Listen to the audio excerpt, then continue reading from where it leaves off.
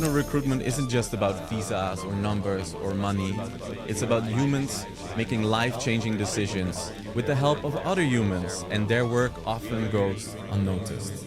We are here to bring them into the spotlight with DreamMakers. Tobias, you have a beautiful way of looking at this industry. Hey, Mark, thanks for having me. You said to me that most people focus on shipbuilding, the visas and the course codes, when they actually should be teaching students to long for the immensity of the sea.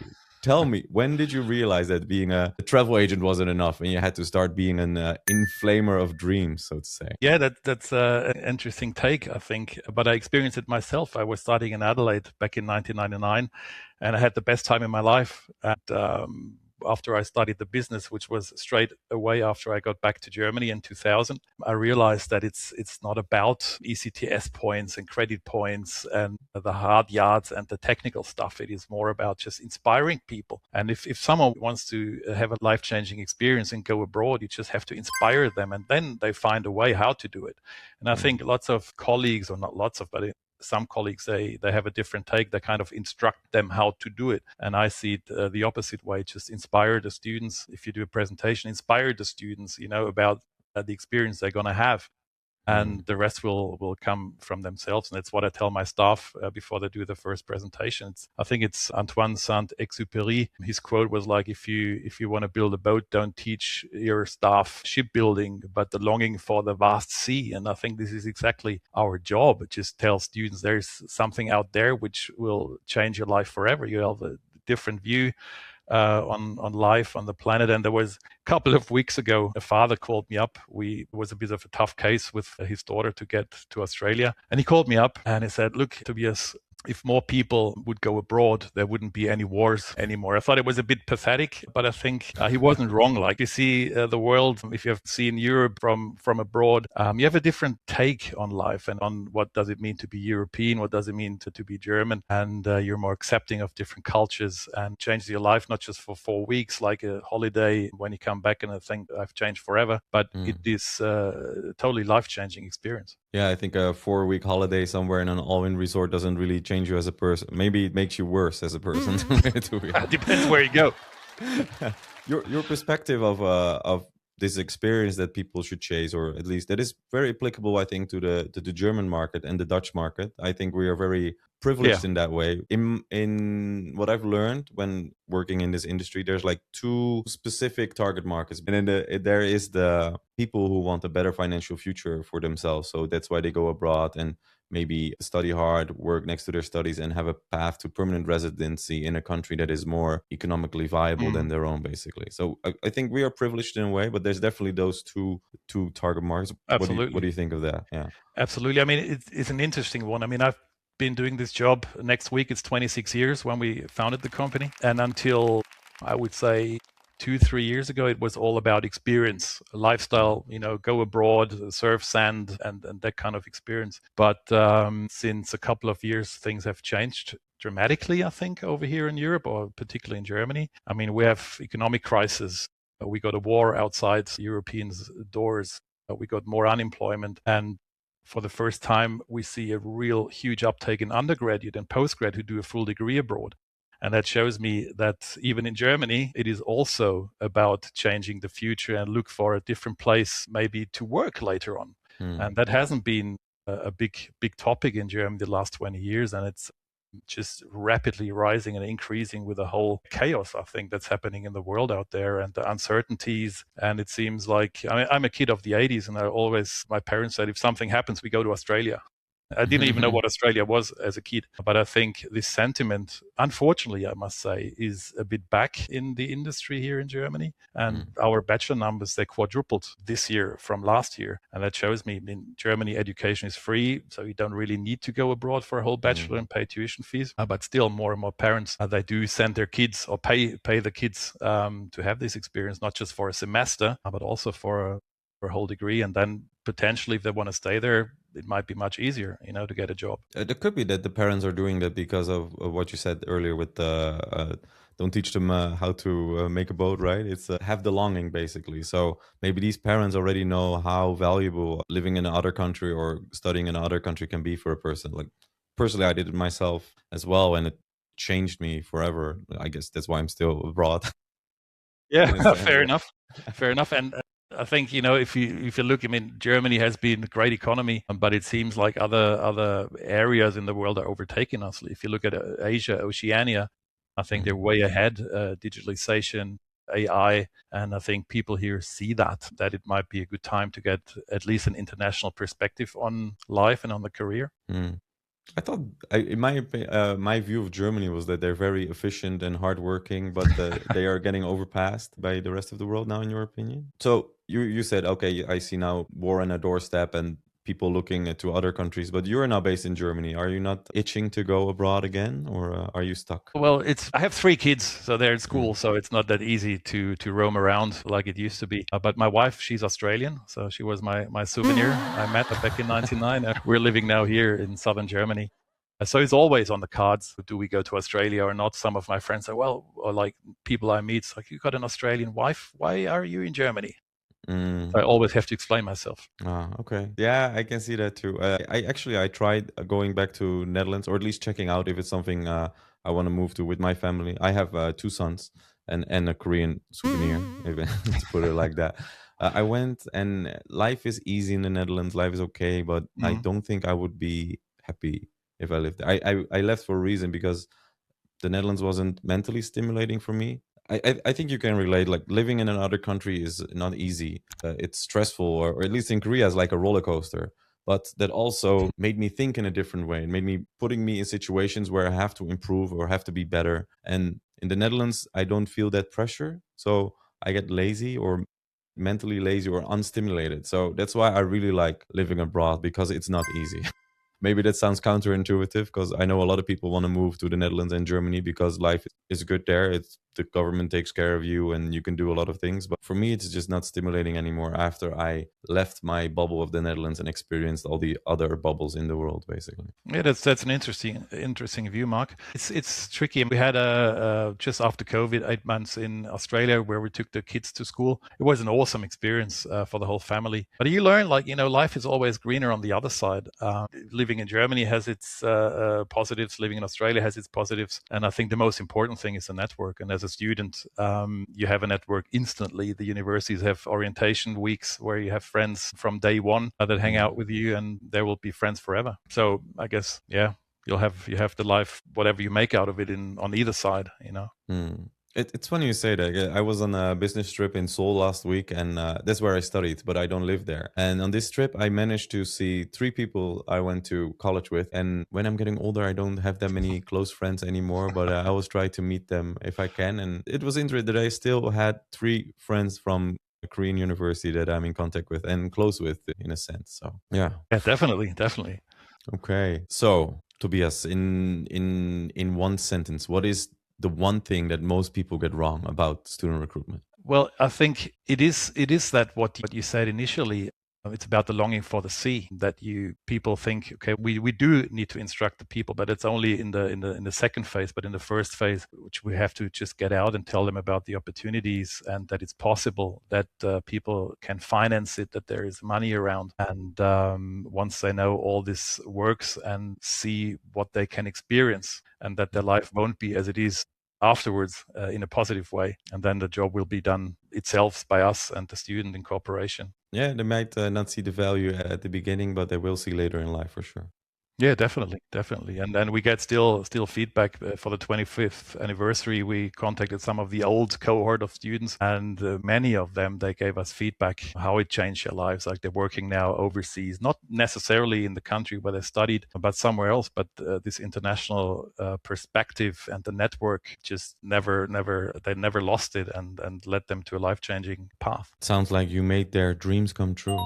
Yes, definitely. That's what I tell my staff. Like, this morning, we had a big scholarship campaign we launched, and there will be many students that won't be able to get out without that scholarship. And so it's an amazing job we're in. I agree completely. This was sort of the cold open capture, but the answers were interesting, so I went in on it. Now I'm going to ask you to introduce yourself, because we didn't do that yet. So that is now okay. That was the cold open capture, we call it. So In 1 minute, who are you and what is GOstralia, GOmerica? Yeah, let me introduce myself. I'm Tobias Forster. I'm the founder and director of GOstralia, GOmerica. I studied in Adelaide myself, best experience of my life, and always thought why there are not more Germans, and wanted just to tell my friends and the network, like, go to Australia for a semester or for a year, as I did. And so I walked into the international office, board shorts, flip flops, and talked to Jane. Her name was. I later worked with her.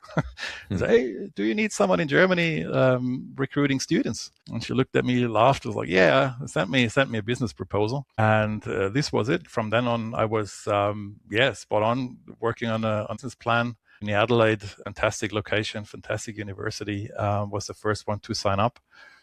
And we took on, some years later, the New Zealand universities, the 8. We called GOstralia, Go Zealand. And then during COVID, we took on some US universities, and we did a rebrand to GOstralia to GOmerica. It's an interesting name. When I read it for the first time, I was like, who calls their company like this? I guess after your explanation, it works for me as well. Yeah, I mean, students, if they see you on the fair, they know exactly Australia, America. They know, okay, something with those countries. I'm a big fan of expertise. If you're an expert in something, no one else can overtake you, because you're the best if you do nothing else. We've been doing Australia for 26 years.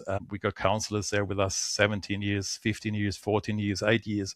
So they hang around. We got a huge expertise. And I believe if you serve the whole smorgasbord of the world, of countries, you lose focus, you lose expertise, you're not as tight with the network. And I think that was a big part of success. Although any consultancy says don't put a geographic reference in your name, it might change. We had to change because of COVID. The New Zealanders weren't quite happy to drop Go Zealand out of the name and took GOmerica on. But at the end, it was a win-win even for the New Zealanders, because we had bigger exposure into the German universities. New Zealanders were happy, and America is going well. And now at least you didn't put all your eggs in one basket. So if America screws up more on the world stage, you at least still have Australia to go to. Yeah, true. But it's an interesting, I get that question all the time, like your yes numbers must be down, but as a matter of fact, they're up, which is interesting. I mean, the total numbers going to yes, I'm sure they're down. They must be, but I think that's partly because of many of the exchange programs. They're somewhere in red states, Bible Belt, where students don't have a huge appetite anymore at the moment to go. But we focus on Californian universities and Hawaii Pacific University. Beach Shorts universities. Yeah, it's blue states. Gavin Newsom, the governor, is doing a great job, and we grow those universities. And I think lots of exchanges that don't go to Ohio, they might say, okay, I go as a fee-paying student or with a scholarship, go to San Diego, and that's a total different atmosphere than in the Midwest, say. I can imagine. I don't know how Germany is per se, but I'm guessing it's similar to the Netherlands, more Calvinistic, not being that close to religion anymore. And then the red states don't sound too interesting to me either. Is Germany the same, or? Yes, very, very similar. And I mean, the longer it goes, I think the more and more the sentiment is to go away. So I guess we win in both aspects. We have those students that still want to go to the US and to California. Of course, they go to Australia, like further away and a different political state. So for us Europeans, especially Western Europeans, we know the American dream is bullshit. Europe is better in that sense to be. So what is the main reason for all these German students that they want to go to America? Oh, that's a good question. I wonder what their reason is. I think the US always has an attraction. I mean, it's they've been protecting us after the Second World War. It's still a great country, and I think this is just an episode that many people don't agree with. But it's still a leading country in the world. They've got great universities. California is an awesome state. I mean, the photos, the videos I get from our students. I mean, they're having a ball. I was in San Diego last year on a conference. I haven't seen one MAGA hat, so they still have a great time and don't worry about it, I think. And the students, I think they don't worry, and they know it, that California is a different state. I mean, it's and don't worry about it. They're pioneers and still go. Okay. So what was your life like before this? I know you were in Adelaide, but what actually made pushed you into international education? But first, my own experience, just living the life, and it was the best year in my life by far. You have far away from any commitments. You can define yourself from scratch. You get a new network with open people internationally that are in the same situation. You meet Australians. You don't necessarily have to marry one, like I did, but we certainly have those cases. So pretty extreme pretty extreme, but it's awesome. It's a good one. And then I bumped into a professor, and he ignited kind of the idea, and he said, "Why don't you recruit?" So he was the ignition. And when I was 16, I opened a partner travel agency. After my dad died, my mom wanted to travel. I thought, okay, we look for travel partners. That was before internet, so I had to put ads in the magazines. Travel partner agency, and then after more and more people called up in the middle of the night and they didn't really understand travel partner agency and some other agency, my mom said, "Stop it." I was 16. This is getting a bit dodgy. So, okay, bugger that. Looking for another job.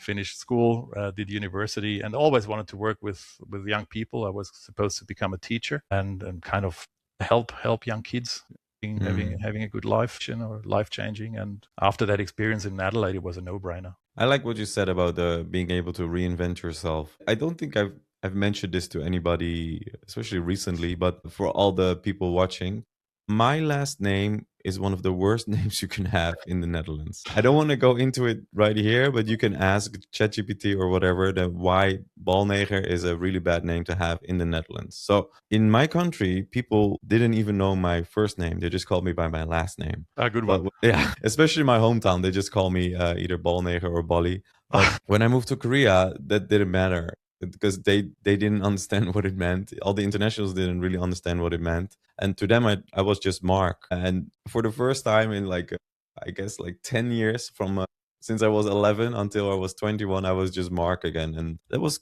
kind of nice to sort of reinvent myself into a new person, could start fresh without the baggage of my last name, basically. Yeah, it might be the baggage of the last name, but any baggage, really. I mean, you're there, you got your backpack. That's your own baggage you have on your shoulders, 20 kilos. That's what you get on a plane. And that's it. And you're there, you're free. You don't have obligations to be at dinner with your family or meet people or pretend whatever. You're just who you want to be. And I think this is the only time before real life starts, like career, family, and whatnot, where you're that free. And freedom always has been a big part of my longing, so to speak. And that's why I'm self-employed, I guess. And you can really, really live freedom when you study abroad. I completely agree with that. For most people, it's also too much freedom. So it's a new time to make a lot of mistakes. But the Germans are very responsible. Oh, really? Some of them. I wish I was more responsible.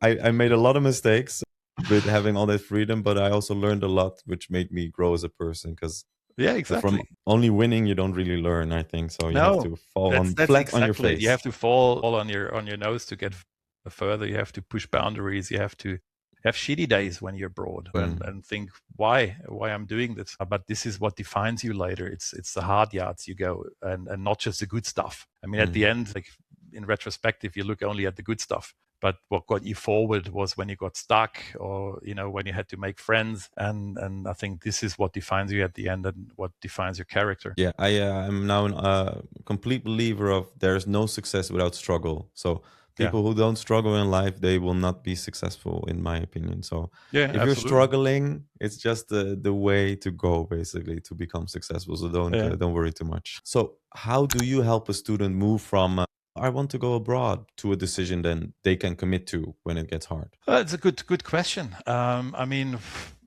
our agency, I sometimes call it a boutique agency. Like we spend a lot of time with the student and we don't have pre-formulated emails and stuff.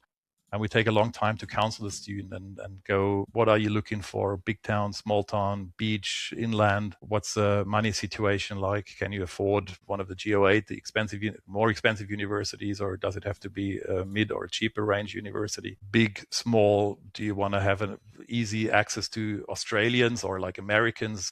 And there are different cities and different universities, I think, where you get this or that. So it's kind of life coaching. Initially, and then after say an hour or sometimes 1.5, the students have a pretty good idea where they want to go and where they don't want to go. So they have 1-2 options. Then they go back, look at them, look at testimonials, videos we got on the homepage and stuff. And I think that gives them a pretty clear idea where they want to go. And from then on, we look at the shipbuilding, so to speak, and say, okay, you need this, and that to get successful. And I think we have a success rate of 99% or so. So hardly anyone study abroad gets refused. We have very small refusals in postgrad, undergrad, some with PhD that don't get a scholarship, but even here we're sitting at 80%. So because we do very, very tight handholding, they're in pretty good hands and get usually where they want to. Who knew the Germans would be so popular one day? 99% approval rate. So, okay. Yeah, I mean, they because the Germans are, the professors, the academics, they like the Germans because in the tutorials they speak up and they kind of get into discussions with the professors, whereas some other people from other countries, they're more passive, and I think they add a bit of life and discussion into the tutorials. They're okay in English, easy maintenance because they don't get that much service at the German public universities as they do get from the universities in the US, Australia, New Zealand. So even if they get a friendly smile, they're happy because sometimes they don't get that back home. No. So they're easy to please. And the universities we work with, they're perfect destinations to go and have a great time. Yeah, our countries are quite gloomy in a sense. I miss the gloominess of the Netherlands, though, the gray and whatever. I live in a beach city too, and mostly it's beautiful weather. But I miss the gloomy, dark days. I don't know why, but it makes me happier. Maybe I have to move back over winter. Like one cold winter will get you happily back again. That is probably true. Sometimes I need to remind myself why I left. So if the grass suddenly looks greener in the Netherlands, I just have to visit, and then they're like, okay, now I remember. Yeah. It reminds me of the COVID days. We do virtual fairs, obviously, during COVID every half year, and the universities presented with their slides, beaches and sun, and then here you were, in gloomy northern Europe, and saw those videos and those photos, and I think it was after the third time we did the virtual fair, the borders were still closed. We had hundreds of students watching live, and we finished the day and the virtual fair, and I was like just looking out there. It's like it was a bit devastating because you can't go. This might be a controversial take, but I miss COVID so much. It was more peaceful, wasn't it? So I used to live like right next to the beach, and then the whole year there was nobody at the beach. In the morning I would go for a walk, and there were no people, and the air was fresh, and it was just so peaceful and healing in a sense. Of course, there were no social events either, but that time was. Now I'm looking back, and I wish it was like that again. Like now, there's tourists everywhere, and I just get annoyed by all the people and like, go away, please. It's not always bad, and I have a similar take as you do. I mean, I'm happy that borders are open and you can visit your family and stuff. Certainly, I wish borders never go closed again, but it was way more peaceful. And I think you're an entrepreneur yourself. It's always about making the most out of it and looking at the positive sides and not get stuck looking back. It all was miserable. Yeah, exactly. Though we shouldn't think in problems. We should, if there's a problem, we should say, okay, what is the solution, or how can we get to a solution? And if I look back at 26 years of business, I mean, we had heaps of obstacles, and crisis, small, big, like COVID. But after every crisis, we got out stronger, bigger, and stronger. And I never thought we're gonna fold during COVID. It's like, we keep flying like Qatar Airways. They kept flying. We said we keep marketing because at some stage they will go, and we piled up so many students when the borders were open. We sent them, But I remember that's another story. Like, you're fighting 2 years, I think, of closed borders, New Zealand and Australia. And I remember always when we were talking in the team and whatnot, like when the borders are open, we let them go and we celebrate. We got, barrel of beer and party like no tomorrow. And I still remember the morning, out of the blue, there was an email, Australian borders are open. And I was looking forward to that day for 2 years, but all I did was sitting there. And there was no keg of beer, there was no champagne. It was just, wow. I was just empty. You finally managed it. You're done. You knew you're over and successful. But there was just emptiness. That was an interesting one. Yeah, it felt like a sort of fatigue, basically. Yeah. I remember it too. It's like, okay, cool, sure, whatever. Like, what's going to change now? Not too much, I guess. Yeah, we're back in business, and then students went wild and flew. Exactly. So to make it a little more interesting, what does a good counselor do in the first 20 minutes that a mediocre counselor never does? This is for all the mediocre counselors watching. So can you please? Listening, I think you have to listen. It's an interesting question. I never really thought of it, to be honest, but you have to listen to the student and kind of you have to be very empathic. And if you're not empathic, look for another job. But I don't think, on the other hand, that unempathic people wouldn't choose that job. So I've never met really average counselors. But I think you have to listen. You have to read between the lines what the student wants, what kind of type he or she is, what might fit the student, and then take it from there and just look from the student's perspectives, not from your own. And don't look where you get more commission or where, I don't know, where it's the easier path for the student. Just look what he really needs and where he's going to be happy. And let the student make decisions. I mean, we have very often, I remember one case, there was a student, do I go to Perth or do I go to the Gold Coast? And then she called up. That was back then when I still counseled myself. And then I not convinced her, but she ended up in Perth. And I said to her, wherever you go, it doesn't matter. You're going to have the time of your life because, you got the network there, you got your local pub, you got, everything you need, and you feel home. And she sent, it was pretty much a love letter email to Perth about Perth, how she loved it and how she was so grateful that I've kind of convinced her about Perth, and I knew what would fit her because Perth is one of the cities not that many students go. They all go to the East Coast because it's more well known. And I think that it's just like if you know the type of student sitting in front of you, where he or she fits, and I think that's a magic. And then you get good feedback, you get word of mouth, and happy students, and that's at the end that you want. Yeah, I guess that is your experience showing. Like, it's you listen to the student, and then you realize that the decision they have in their head is not the correct one, and then because of your expertise, you can sort of change them into a decision that's better fitting to them, even though they don't see it at that moment. I mean, you don't want to change them. You just want to put it on the table, and of course they have to make the decision. But you have to show them just the opportunities and the differences in what they choose. Exactly. You told me also in a chat we had that you have an insurance policy, I guess, to prevent you from failing. Well, can you tell the viewers here today what is your insurance policy? Okay. I think as what I learned in 25 years, you need to be agile. You have to change and reinvent yourself all the time. You can't do what you're doing now, what you did 2 years ago, you can't do now. And this is even more since COVID. I mean, I think before that it was a bit linear, but now there's so many things happening at once. You have to work with, you have to manage. There's political situation, economic situation, currency exchanges, visa situations. We got now Qatar airport might be closed or not. How do people get to Australia and all that kind of stuff? So you have to just to be agile, have an agile team. You have to be entrepreneurial, and that's what I love about that job. 25 years, you'd never get bored. That's what I tell at every job interview. I promise you one thing, you will never get 1 minute of boredom. It's always be interesting because 1 week isn't the same as the next week. And I'm not sure if you're too young to know Franz Beckenbauer. He's a very famous German soccer player. He doesn't live anymore. You say soccer? That's not very German of you to say soccer. Football. Yeah. He won the 74 World Cup. And he said, Stillstand ist Rückschritt. That means standing still is regression. This is what I go after, and you can't stay still. Google works differently every year, so you have to adjust the website. You have AI you have to work with now, and you have to have an agile team. The team is crucial, an agile team, and an autonomous team. You have to give them freedom. I think that's what some agencies might not give their team. It's just freedom. Find a team of experts, find a team of flexible, agile people. And at the end of the day, as a CEO or as a director, you have to be the dumbest in the room. And then you made it. And that's what I'm looking for. Just have a team who do things better than I would because they're experts in their field.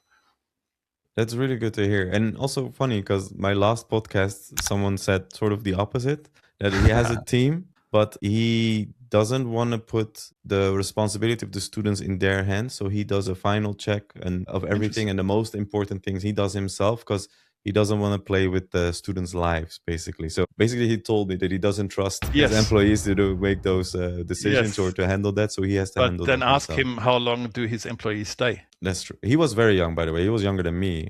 I'm 35. Okay. I think he's like 28, 27. Yeah. So he said he still has the energy to do it. That's what he said. So in a new market, maybe, or in a new agency, yes.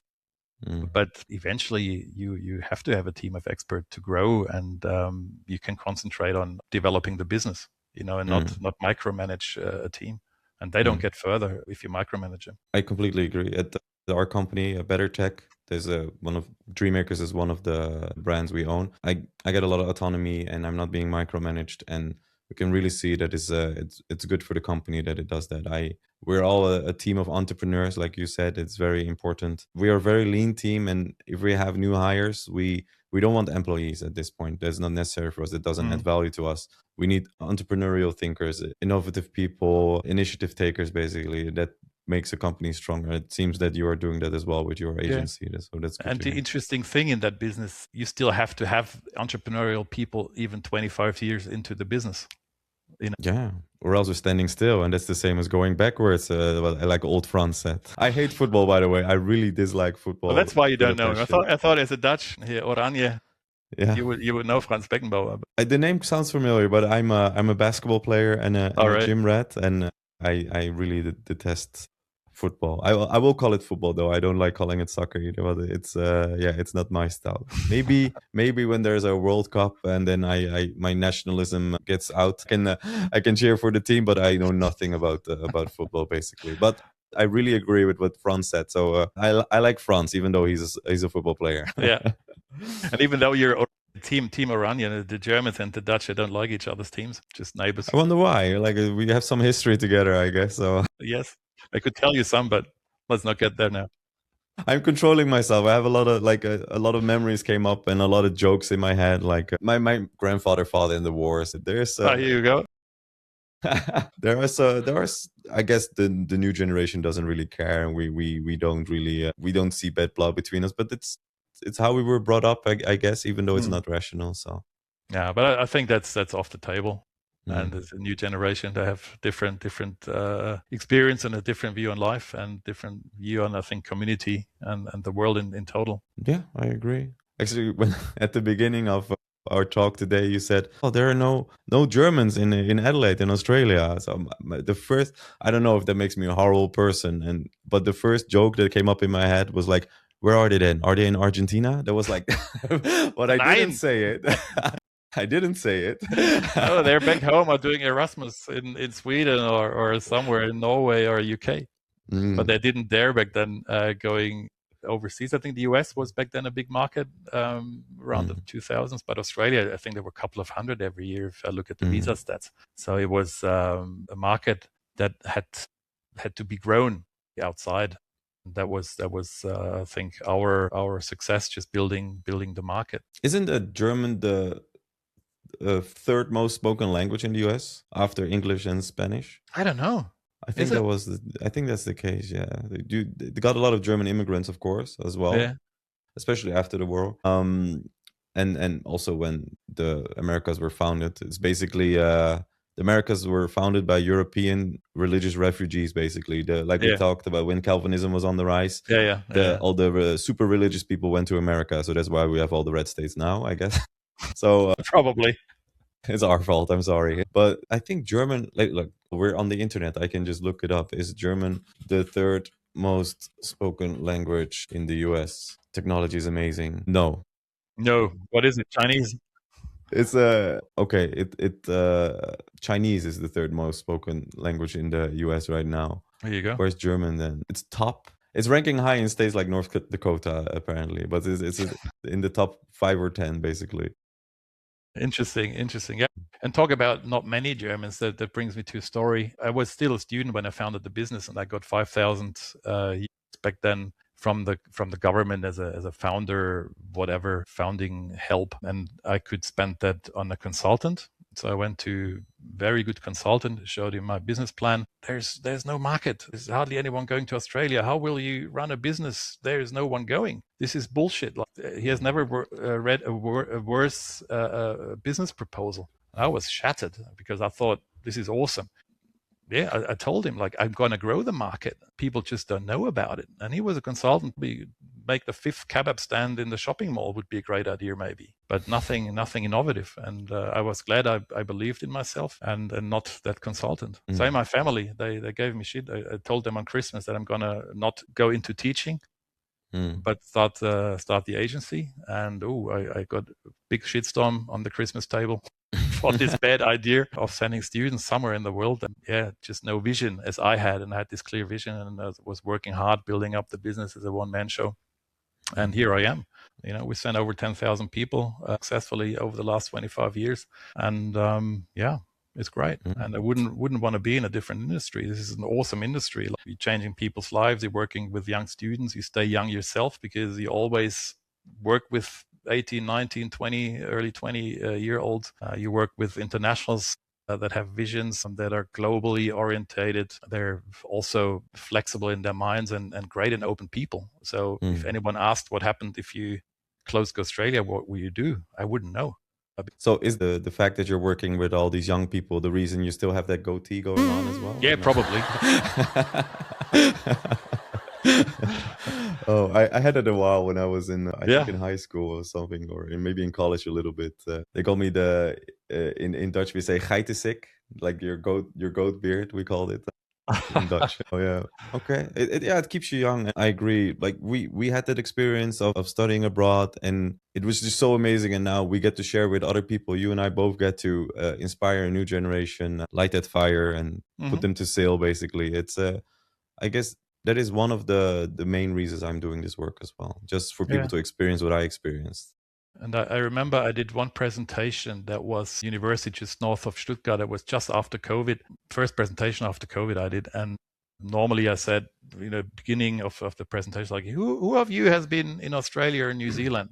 And normally 10, 12 hands go up. Yeah, me. And there was nobody. And then the head of the international office said, Toby, COVID. I was like, oh my God, of course, those kids didn't have a chance to go anywhere.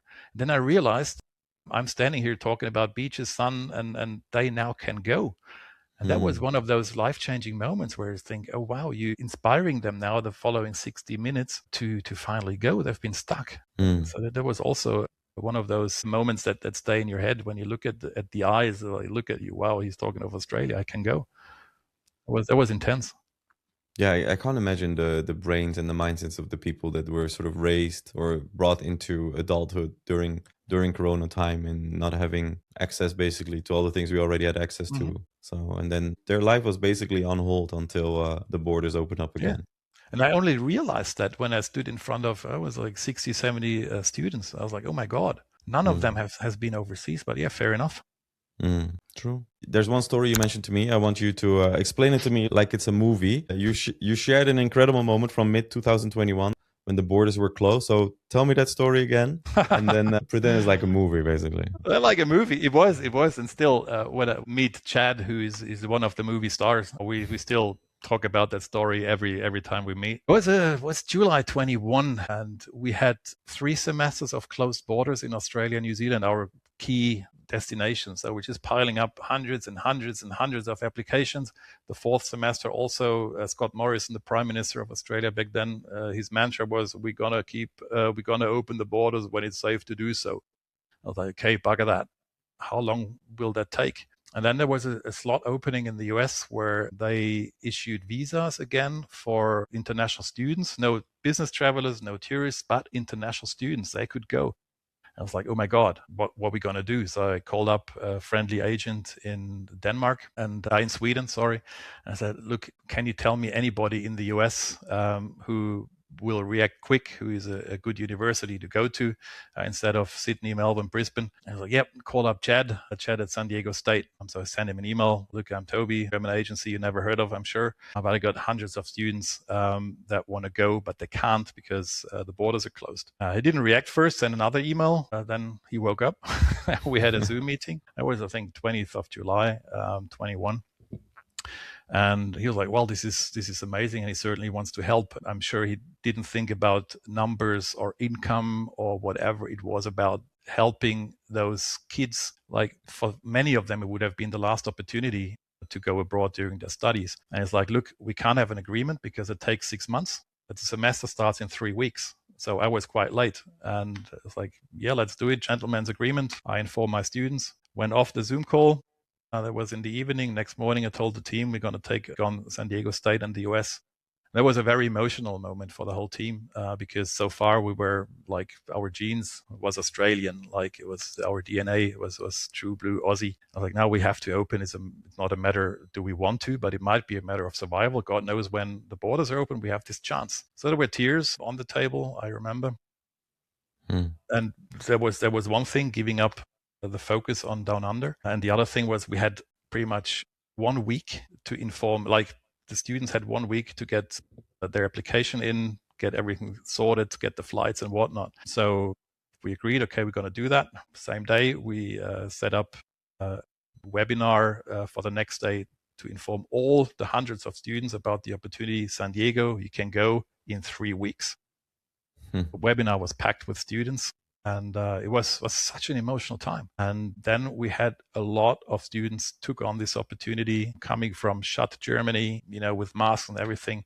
They flew to San Diego, where basketball stadiums, baseball stadiums were open, blue skies, they were on the beach. There was just life like normal. And just seeing that, and we're always talking about life-changing, but this was significantly life-changing because those kids would have been stuck either forever and not doing any exchange or study abroad. And they sent us feedback, which was amazing. Just thank you. And they wouldn't have done that without that small window of opportunity. And I was still grateful the team was backing this up. I'm still grateful for Chad to be as flexible. Normally application time was long over. He talked to the director. He said, yeah, well, 5 days and they can come. And it was once again, just this agile, flexible moment, like, yeah, we're going to do it. And I think that's also the GOstralia American DNA. I think what defines us, one word, is agility. Just take in the opportunities and do whatever it takes. I'm still proud of those students. I mean, they've been pioneers. They had 1 week to make this decision out of the blue to not go to Sydney, but San Diego. And I'm sure they will never forget that time either. So that sticks sticks with me from the last 25 years. So how did that cohort change you? Can you say how that changed you as well? I don't think it changed me much, but it just gave me, once again, more drive again to focus on changing students' lives. And I keep telling my staff, I mean, sometimes it's really, really hard work counseling students, running an agency, whatnot. But at the end of the day, it's about we're changing people's lives, and that's what keeps you going, even through the hard days. And that's, once again, it showed me what we were doing. And if we wouldn't have done that webinar, if I hadn't contacted my friend in Sweden, this all wouldn't have happened. Thank you, Chad. And thanks, Chad. If you ever see this, you're the man. And he knows it. I guess if he will see that, he will like, oh, I'm getting called out. That's great. Yeah. So what we talked a lot now about agencies and students, but what do universities misunderstand about what agencies do behind the scenes? That's a tough question, what they do. I think universities very often, apart from the road warriors and the regional reps, I think once it goes a level up from them, I think once we come back to the shipbuilding, it's about just technical stuff and not so much of the whole experience package of what they offer, at least from a German perspective. I know there are other countries that want to have the degree and the quality and the ratings and rankings. This is not as important for German students. Usually they want to have more the experience. So I think this is a bit different. And sometimes they think Germany, you can generate thousands of students through small activity, but it's a small market still that some universities might overestimate if they don't have much experience in the German market. I feel that Germans are a way bigger exporter of international students than the Netherlands. I need to check. We do a lot of exchange, at least, but doing your full bachelor's or undergrad abroad, I don't think that's common. I feel a little bit ashamed. I don't know the numbers of my own country, but it's way small. I mean, you got way smaller population.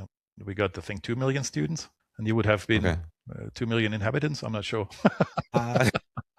maybe a bit more. Kind of. Another thing that just comes to my mind, what universities underestimate in Germany, probably not generally in the world, but for Germany, it's a very relationship-driven market. On one hand, our relationships with the German, Austrian, Swiss universities, we want to have very good relationships and help them and work on an eye-to-eye level.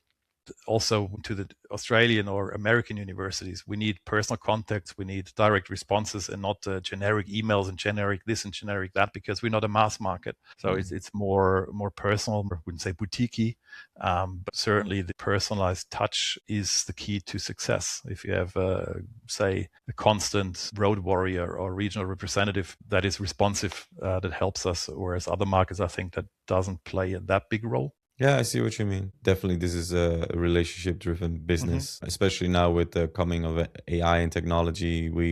I think the people who focus on the relationships and the human touch are the ones that gonna stand out. Because everybody's gonna have the same.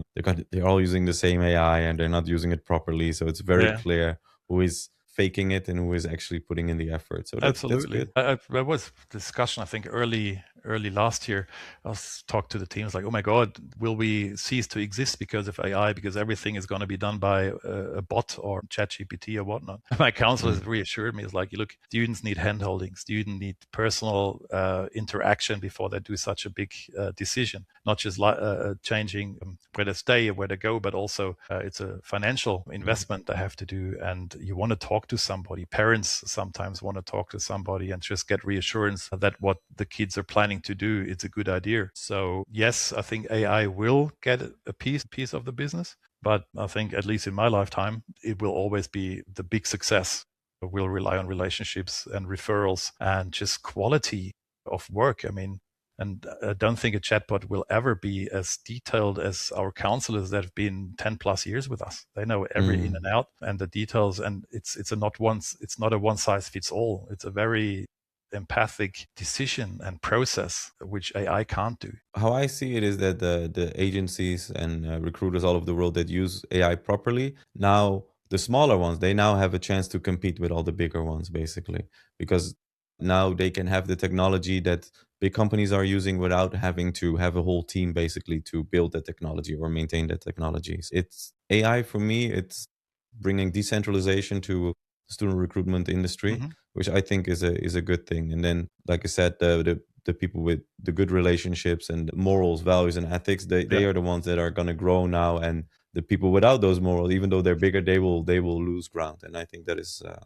that's a good thing for the industry. No ethics, no moral, or intransparency. I don't think it's a long-term strategy. And I see that with agencies where the founder is in charge, they succeed. And if they've been sold and there's just a random general manager or whatnot who might not understand the market and hasn't grown up with the market, I've seen many of them not ending up successful. Yeah. And even the ones that got successful, you can be a unicorn company in the industry, but if you make the bad decisions, you will lose your status eventually, basically. Yeah. And you have to be honest and transparent. Otherwise, it's a small market. You know, it makes a round, and they say, okay, this agency is not trustworthy or whatnot. And that's why we are transparent. If we lose a student, so be it. But we're not going to promise anything the universities can't hold or we can't hold. Is there someone in the student recruitment space globally that you really admire or you look up to? Anybody in the international student mobility industry, basically? Maybe someone. Anyone in particular, or as in team? Surprise me.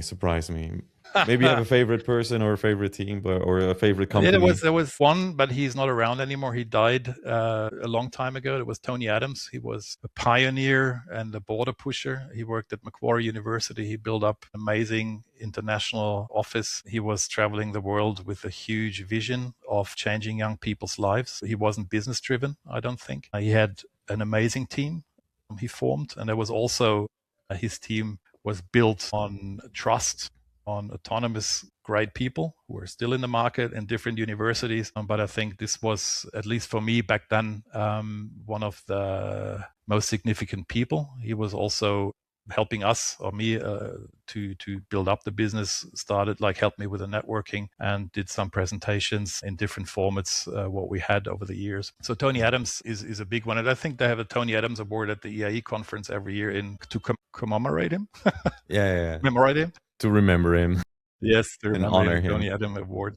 So he's been awesome. But there are a lot of teams from universities that have been consistent over a decade or longer. And I think just holding those teams together from directors or vice chancellors' perspective, it's a very good idea, because you need stability. And what doesn't help is constant restructure, where a new vice chancellor comes in, throws out the whole team, gets in a new one. There's too much disruption. You lose, once again, the personal relationships. You start from scratch in admissions, in marketing and whatnot. So just people who can hold teams and persons, I think it's a key. That is a beautiful answer, and a nice way to remember Tony Adams as well, basically. We're going to wrap it up soon, but I want to know for you, Tobias, and GOstralia, GOmerica, what will a win look like for you in 2026? In 2026, I mean, for us, things go extremely well at the moment. As almost, I would say, unfortunately, as an agency, we benefit from all the chaos and the bad things in the world, because people want to go out. I almost don't want to make profit or benefit out of the situation. I'd rather have a stable, peaceful world and less business. Again, would be, I guess, keep the staff. Got the best staff in the world. It's an amazing team. As I said, agile, holding together. We're small. We're only 9 people. So keeping the team together, keeping stable, and then see what fate throws in front of our feet next, or what politician comes up with a good idea. What we have to, the challenges us, but we'll see. Okay, that is a great answer. I also hope you can keep your team, and there's probably some technical advancements that your agency can undergo, that you can still scale your business without having to hire new people, and definitely not having to fire them, basically. Yeah, certainly not. No, I'm pretty sure you will win in 2026. So anyway, Tobias, thank you for your time today. I think this was an amazing podcast. Your answers were really inspiring, and I'm glad I got to sit down with you and hear all those wonderful stories. Yeah, very much enjoyed our conversation, and thanks for having me. Anytime. So this is DreamMakers, the human stories behind student recruitment. See you on the next one.